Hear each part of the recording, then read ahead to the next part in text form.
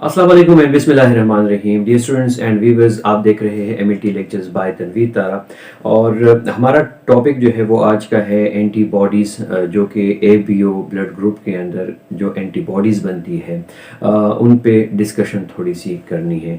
और ये कंटिन्यूएशन है हमारे पिछले टॉपिक का, क्योंकि लास्ट जो टॉपिक था हमने वहाँ पे ये पढ़ा हुआ था कि एबीओ ब्लड ग्रुप एंटीजन जो है वो कौन से होते हैं। और ऑब्वियसली वहाँ पे हमने बड़ी डिटेल के साथ डिस्कस किया कि अगर किसी के ऊपर ए एंटीजन है तो इससे क्या मतलब है, और इसी तरह अगर बी है तो बी जो है वो उसमें एच सब्सटेंस किसके साथ मिल के जो है वो बी एंटीजन बनाता है, उसके लिए कौन से क्रोमोसोम जो है वो रिस्पॉन्सिबल होते हैं। और साथ में फिर हमने कहा कि ओ जो ग्रुप है उस पे क्या ओ एंटीजन होता है या नहीं, कोई एच सब्सटेंस होता है। तो वहाँ पे हमने कहा कि वहाँ पे एक सब्सटेंस होता है जिसको हम एच एंटीजन या एच सब्सटेंस का नाम देते हैं। और ये पूरा करके फिर हमने कहा कि इसके बाद हम एंटीबॉडीज़ जो कि एबीओ के अगेंस्ट होती है। मिसाल के तौर पे जो आज का टॉपिक है उसमें दो बड़ी इंपॉर्टेंट चीज़ें हैं वो समझने की है। और उसमें एक ये है कि हमारे पास ग्रुप्स जो है वो ए है, बी है, ओ है या ए बी है। अब ये हमें मालूम है कि ए के अगेंस्ट जो है वो एंटी बी प्रोड्यूस होती है, ठीक है। और बी अगर किसी का ग्रुप है तो हम कहते हैं कि वहाँ पे आपको एंटी ए नज़र आएगा। जिस तरह हम रिवर्स ग्रुपिंग करते हैं तो वहाँ पे भी हम इसी चीज़ को जो है वो देखते हैं कि अगर ग्रुप ए है तो उसके अगेंस्ट हम एंटीबॉडीज़ देखते हैं और वो एंटीबॉडी जो है वो एंटी बी होती है, ठीक है। इसी तरह अगर ओ है तो वहाँ पे एंटी ए भी है और एंटी बी भी है। लेकिन अगर ग्रुप ए भी है तो वहाँ पे ना कोई एंटीबॉडी ए है और ना कोई एंटीबॉडी बी है, ठीक है। तो इसी कॉन्सेप्ट को आज हम क्लियर करने की कोशिश करेंगे। एंड तक वीडियो देखिएगा। लेकिन अभी तक वो व्यूवर्स जिन्होंने चैनल सब्सक्राइब नहीं किया तो काइंडली सब्सक्राइब के बटन को दबा लें और बेल के आइकन को हिट करना ना भूलें ताकि हर नई आने वाली वीडियो आपको बर वक्त पहुंच सके। तो चलते हैं हम अपने लेक्चर की तरफ और वहां पे हम अपना ये कॉन्सेप्ट जो है वो क्लियर करने की कोशिश करेंगे।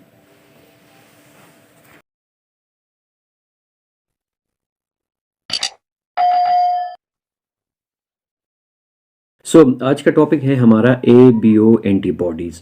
और ए बी ओ एंटीबॉडी से पहले जब हम ए बी ओ एंटीजन पढ़ चुके थे तो वहाँ पे ये हमें आइडिया हो चुका था कि there are 4 different types of antigen. और उसमें से एक को हमने ए कहा, दूसरे को हमने कहा बी, और एक हमारे पास जो था वो ए बी था और एक हमारे पास एच एंटीजन था। इस पे डिटेल के साथ हमने अपने पार्ट 1 वाली वीडियो में जो है वो डिस्कशन जो है वो की हुई है। अच्छा, आज जो टॉपिक है वो है ए बी ओ एंटीबॉडीज़। और एंटीबॉडीज़ आप लोगों को पता है, जैसे कि हमने एक लेक्चर लिया हुआ था एंटीजन और एंटीबॉडीज़ के दरमियान डिफरेंस क्या रहती है, ठीक है। तो यहाँ पे जो ग्रुप है यानी A B O blood group है, तो जाहिरी बात है कि अगर किसी का ए ग्रुप है तो उस एंटीजन के अगेंस्ट जो है वो कोई एंटीबॉडी जो है वो प्रोड्यूस होगी। तो जब एंटीबॉडी प्रोड्यूस होगी तो हमारे पास जिसी तरह ग्रुप है यानी ए है, बी है, ए बी है और ओ ग्रुप है, तो इनके अगेंस्ट भी एंटीबॉडीज प्रोड्यूस होगी। अब बात ये आती है कि यहाँ पे जो डिस्कशन है, और जैसे मैं स्टार्ट में कह रहा था कि यहाँ पे कॉन्सेप्ट जो है वो क्लियर करना है, तो वो ये है कि फॉर एग्जांपल अगर एक बंदा है, एक इंडिविजुअल है और उसका ग्रुप ए है, ठीक है, यानी ए एंटीजन उसके ग्रुप पे एंटीजन्स है, और उसकी अगेंस्ट एंटी बी प्रोड्यूस होता है, ठीक है। उसके अगेंस्ट कौन सा प्रोड्यूस होता है? एंटी बी प्रोड्यूस होता है। तो अब सवाल ये उठता है कि ए के अगेंस्ट एंटी ए होना चाहिए था, लेकिन यहाँ पे ऐसा है कि ए के अगेंस्ट जो है वो एंटी बी क्यों प्रोड्यूस हो रहा है, ठीक है। और दूसरी बात ये है कि एंटी ए प्रोड्यूस नहीं हो रहा, एंटी बी प्रोड्यूस हो रहा है। तो ये एंटी बी जो है ये एंटी ए के अगेंस्ट जो है वो क्यों प्रोड्यूस हो रहा है। दोनों तकरीबन सेम ही बातें हैं, ठीक है। इसी तरह बी के अगेंस्ट एंटी ए प्रोड्यूस होगा, ठीक है, और ए बी के अगेंस्ट जो है वो क्या होता है, और ओ में कौन सी एंटीबॉडीज जो है वो प्रोड्यूस होंगे। तो यही आज का हमारा टॉपिक है और इसको हम जो है वो सीखने की कोशिश करेंगे। अच्छा, अब बात ये आती है, ठीक है, कि मेरे पास एक ग्रुप है ए, एक मेरे पास है बी, एक मेरे पास है ए बी और एक मेरे पास है ओ। ठीक है, ये ए एंटीजन है इसके ऊपर बी एंटीजन है, इसके ऊपर ए बी एंटीजन है और यहाँ पे ना कोई ए एंटीजन था और ना कोई बी एंटीजन था। ठीक है, यहाँ पे अब प्रोड्यूस होगा एंटी बी, यहाँ पे प्रोड्यूस होगा एंटी ए, यहाँ पे कोई भी एंटीबॉडी प्रोड्यूस नहीं होगी और यहाँ पे एंटी ए भी होगा और एंटी बी भी होगा। ठीक है, अच्छा, अब दूसरा जो इंपॉर्टेंट पॉइंट है वो ये है कि इसकी क्लिनिकल सिग्निफिकेंस क्या है, एंटीबॉडीज की क्लिनिकल सिग्निफिकेंस क्या है। जिस तरह हम एबीओ ब्लड ग्रुपिंग पे बात कर रहे थे, यानी कि अगर कोई क्लिनिकल सिग्निफिकेंस इसकी आपसे पूछ ले तो यही बात है कि ट्रांसफ्यूजन मेडिसिन के अंदर, ट्रांसफ्यूजन के अंदर अगर हम सेम ग्रुप देते हैं तो इट्स मीन कि वहाँ पे कोई आपको ट्रांसफ्यूजन रिएक्शन नहीं मिलेगा, आपको कंपेटिबिलिटी मिलेगी। लेकिन अगर खुदा न खास्ता अगर कोई गलत ब्लड ग्रुप आप लोगों ने ट्रांसफ्यूज करवाया है तो इनकम्पेटिबिलिटी होगी और ग्रुप जो है वो गलत चला जाएगा, पेशेंट को जो है वो बहुत सारे मसाइल जो है वो हो सकते हैं, जो कि इंशाल्लाह हम कभी ट्रांसफ्यूजन रिएक्शन में पढ़ लेंगे।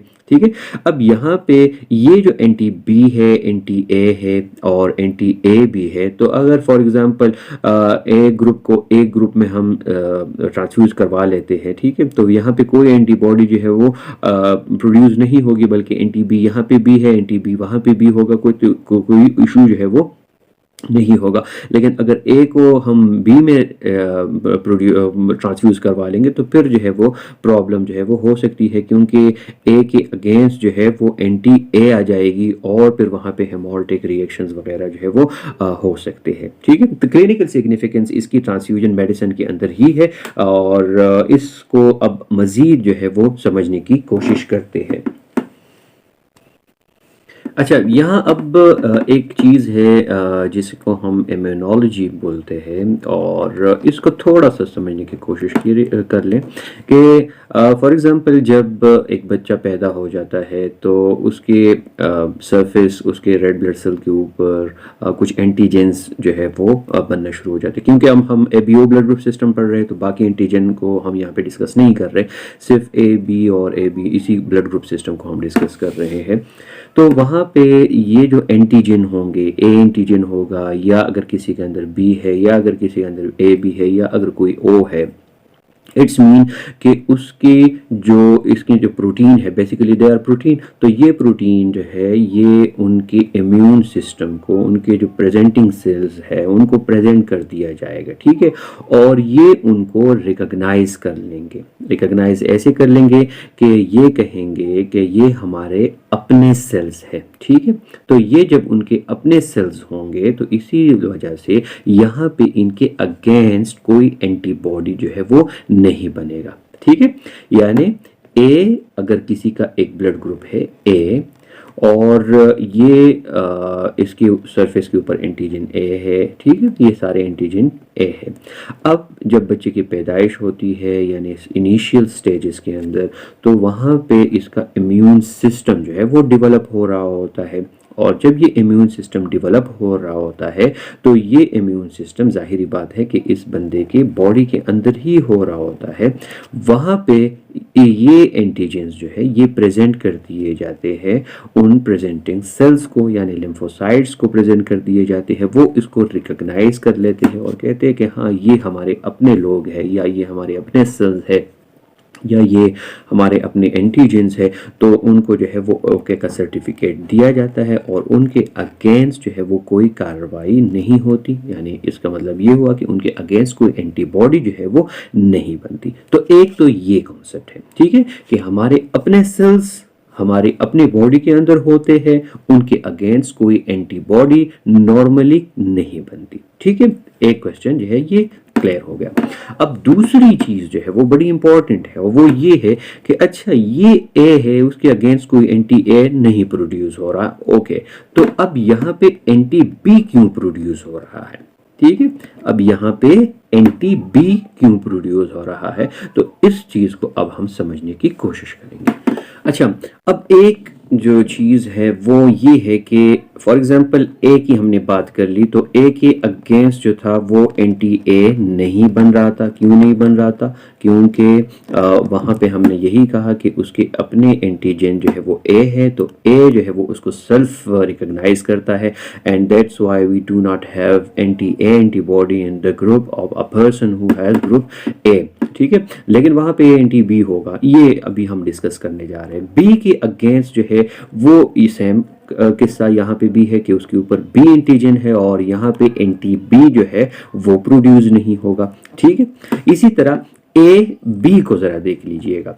अच्छा, अब ये जो ए बी है, ओके, अगर यहाँ पे मैं कहूँगा कि ए के अगेंस्ट एंटी ए प्रोड्यूस नहीं हुआ, बी के अगेंस्ट एंटी बी प्रोड्यूस नहीं हुआ, तो ए बी के अगेंस्ट जो है वो कोई बी एंटीबॉडी प्रोड्यूस नहीं होगा। ठीक है, तो ये हमारा एक तीसरा कॉन्सेप्ट है। अब जो ग्रुप ओ था, ठीक है, तो वहां पे तो एच सब्सटेंस मौजूद था, लेकिन यहाँ पे ना ए था ग्रुप यानी एंटीजन और ना कोई बी था, तो अब यहाँ पे एंटी ए भी प्रोड्यूस होगा और एंटी बी जो है वो भी प्रोड्यूस होंगे। ठीक है, अब यहाँ पे एंटी ए और एंटी बी कैसे प्रोड्यूस होंगे, तो हम पहले इसको डिस्कस करेंगे और फिर यहाँ पे ये ऑटोमेटिकली डिस्कस हो जाएगा, तो इंशाल्लाह कॉन्सेप्ट यहाँ पे और क्लियर हो जाएगा।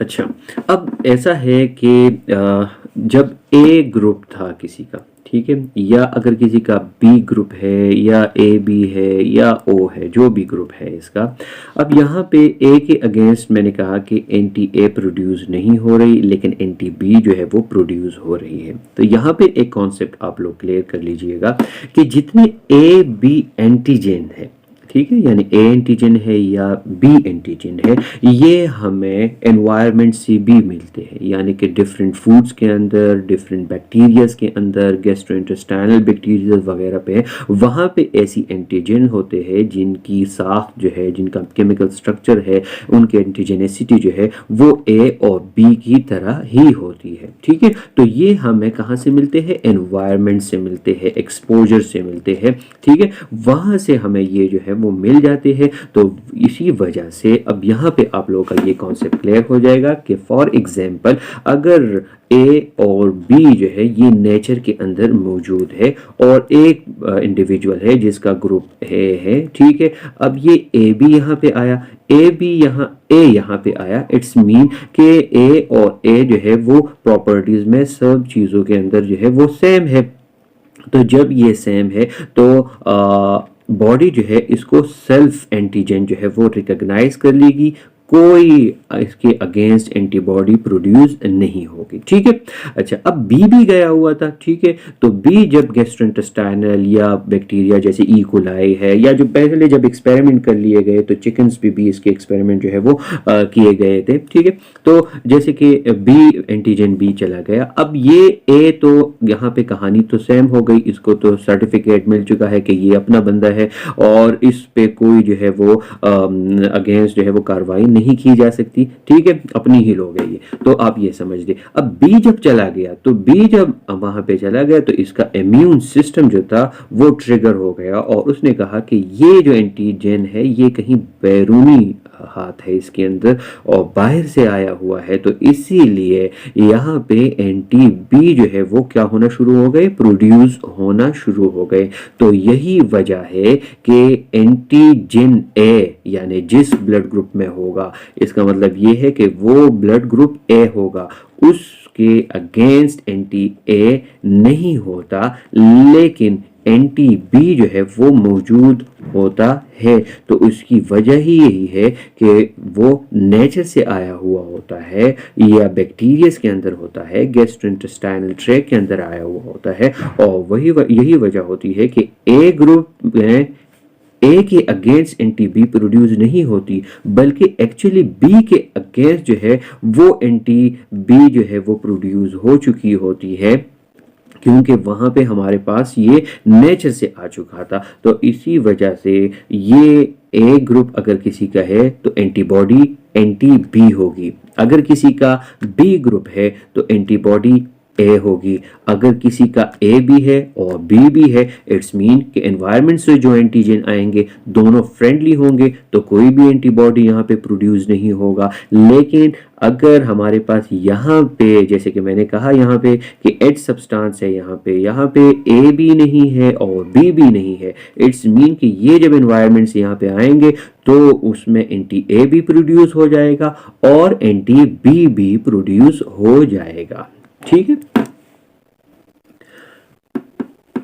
तो ये था हमारा आज का टॉपिक और बड़ा इंपॉर्टेंट टॉपिक था। तो अगर इसको समराइज किया जाए तो हमने टॉपिक के स्टार्ट में ये कहा कि हमारे पास जितने ब्लड ग्रुप है, यानी ए है, बी है, ए बी है या ओ ब्लड ग्रुप है, तो उनके एंटीजन के बेस पे तो हमने उनको कहा था कि ये फला ब्लड ग्रुप है, लेकिन उसके अगेंस्ट एंटीबॉडी जो है वो कौन सी प्रोड्यूस होती है। तो यहाँ पे एक स्पेसिफिक जो चीज़ थी वो हमें ये नज़र आ रही थी कि अगर किसी का ग्रुप ए है तो उसके अगेंस्ट एंटी बी प्रोड्यूस हो रही थी, और अगर किसी का बी है तो उसके अगेंस्ट एंटी ए प्रोड्यूस हो रहा था, और अगर ए बी है तो वहां पे कोई भी एंटीबॉडी प्रोड्यूस नहीं हो रही थी, और जहां पे ओ था तो वहां पे एंटी ए और एंटी बी जो है वो दोनों प्रोड्यूस हो रही थी। तो इस कॉन्सेप्ट को हमने यहाँ पे क्लियर कर लिया कि ये जो बेसिकली एंटीजन है तो ये एनवायरनमेंट से जो है वो आते हैं, और इसकी जो एक्सपोजर है, फूड एक्सपोजर हो गई, साथ में जो है वो बैक्टीरियल एक्सपोजर हो गई, और जेनेटिक फैक्टर्स भी इन्वॉल्व इसमें होते हैं। लेकिन याद रखिए कि between 3 and 6 months of age ABO antibody production begins. ठीक है, 3 से 6 महीने तक जो है ये एंटीबॉडी प्रोडक्शन जो है वो शुरू हो जाती है, and this production peaks at approximately 5 to 10 years of age, और तकरीबन 10 साल की उम्र तक ये प्रोडक्शन जो है वो पीक पे रहती है। ठीक है, तो एनवायरनमेंट के अंदर ऐसे एंटीजेंस मौजूद है ए और बी जो बॉडी के अंदर आते रहते हैं डिफरेंट तरीक़ों से, वो बैक्टीरियल भी हो सकते हैं, वो फूड पार्टिकल्स के अंदर भी हो सकते हैं, और वहाँ पे जब ये आ जाते हैं तो वो इनके अगेंस्ट इम्यून सिस्टम जो है वो रिस्पॉन्स करना शुरू कर देते हैं, और उनके अगेंस्ट जो है वो एंटीबॉडीज जो है वो प्रोड्यूस होती है, and that's why we have anti B and having a blood group, and we have anti A in a person having B blood group, and we do not have anti A और anti-B in a person having AB blood group, and we have both anti-A and anti-B antibodies in a person with no antigen A and no antigen B, and ultimately we are talking about a person having blood group O। तो उम्मीद है आप लोगों को ये video पसंद आ चुकी होगी। ये एग्जाम पॉइंट ऑफ व्यू से भी बहुत इंपॉर्टेंट है, और ये कंटिन्यूएशन थी हमारे पास एबीओ एंटीजन या एबीओ ब्लड ग्रुप सिस्टम जो हमने पढ़ा हुआ था, उसके बाद ये दूसरी वीडियो हो गई, और इंशाल्लाह नेक्स्ट वीडियो जो है वो हमारी होगी आरएच ब्लड ग्रुप सिस्टम के ऊपर। तो वहाँ पे वो हम डिस्कस करेंगे कि आरएच कहाँ से आया और इस ग्रुप को हम रीसिस क्यों कहते हैं। So thank you very much. Tanvir Dara को इजाज़त दीजिएगा, अपना ख्याल रखिए, अल्लाह हाफिज़, थैंक यू सो मच।